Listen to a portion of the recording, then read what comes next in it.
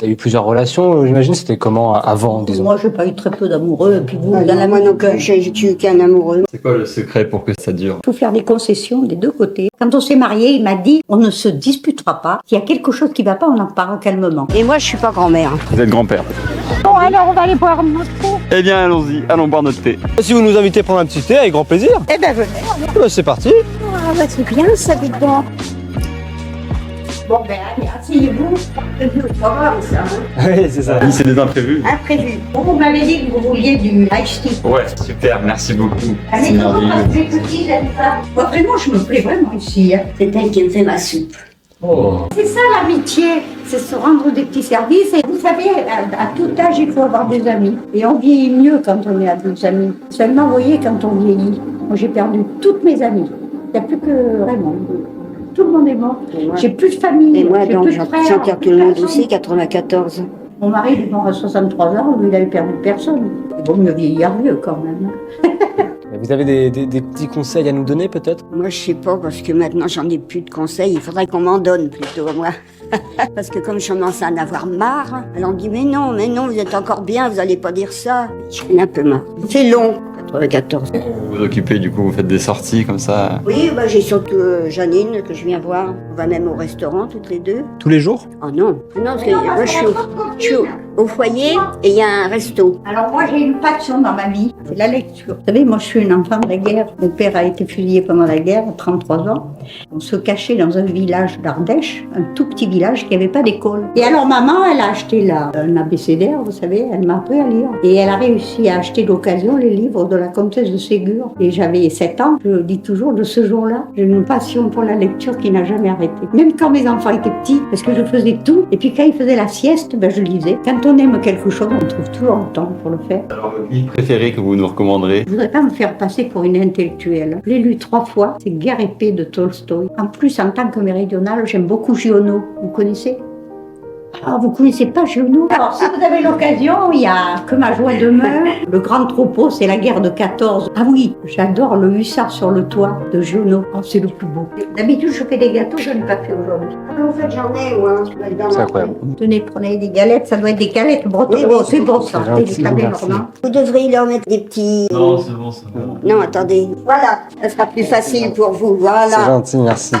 Bon, mais ça vous change des copines. Oui, C'est ça. oui, ça me change des copines. Non, mais moi, c'est marrant, quand j'étais jeune, j'aimais bien fréquenter les personnes âgées parce qu'elles m'apprenaient des choses. Ouais. La vie a tellement changé depuis notre jeunesse qu'en rigolant, on dit on est des martiennes. Moi, mes petits-enfants, ils trouvent que je suis naïve. Ils ont des copains qui préfèrent les garçons. Ben, moi, je ne l'ai pas vu, ça. Ça existait de notre époque, mais caché. C'est vrai qu'on était naïfs. On n'en parlait pas, c'était Non, voilà, caché. c'est ça, on n'en parlait pas. Maintenant, alors je trouve franchement qu'on en parle trop. Moi, par exemple, Jean-Baptiste Marteau, il présente au journal sur la 2. L'autre jour, il a fait, comme on dit en anglais, coming out, là. Coming out? Voilà. Mais pourquoi il a fait ça? Ça ne nous regarde pas. Ouais, on s'en fiche, hein. Ça me choque. Ça regarde personne. Mais c'est pas... j'ai rien contre eux, hein. Vous avez eu plusieurs relations, j'imagine, c'était comment avant, disons? Moi, j'ai pas eu très peu d'amoureux. Et puis vous, dans la Moi non plus, j'ai eu qu'un amoureux. Moi, j'ai eu 2. Moi, toutes mes copines de mon âge, elles sont mariées avec le premier garçon qu'elles ont connu. Je dis pas que c'est toujours bien, hein, parce qu'on choisit pas trop. Hein. Alors, c'est quoi le secret pour que ça dure? Il faut faire des concessions des deux côtés. Prenez des gâteaux. Vous aimez peut-être pas? Si, c'est très bon.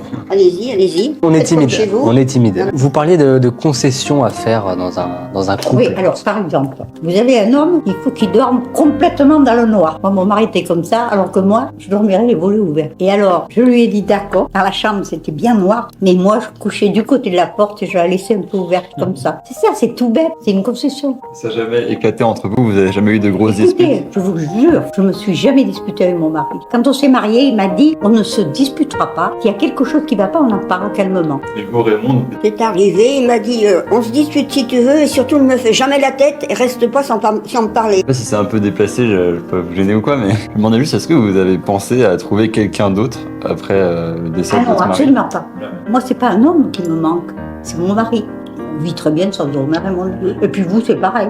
Il y a la solitude. Moi, j'en souffre pas. Mais c'est compensé par une grande liberté. J'en souffre de solitude. Si je lis jusqu'à 2h du matin, on me dit pas, mais qu'est-ce que tu fous là? Tu viens pas te coucher? C'est pas grand chose, mais moi, ça me console de beaucoup de choses. Le fait que vous soyez en maison, ça fait quand même de solitude. J'aime pas être toute seule. J'ai besoin de causer, d'avoir une réponse. Moi, ça me dérange pas. Possible. Sinon, je m'ennuie seule. Mon mari, lui, il faisait que me dire. Je lui disais, oh ben, si je meurs avant toi, il faudra que tu prennes une femme. Oh ben non, hein. Alors je lui disais, mais tu sais même pas faire cuire un œuf. Alors il avait toute une réponse. Moi, si j'étais seule, j'achète un énorme congélateur et je vais chez Picard.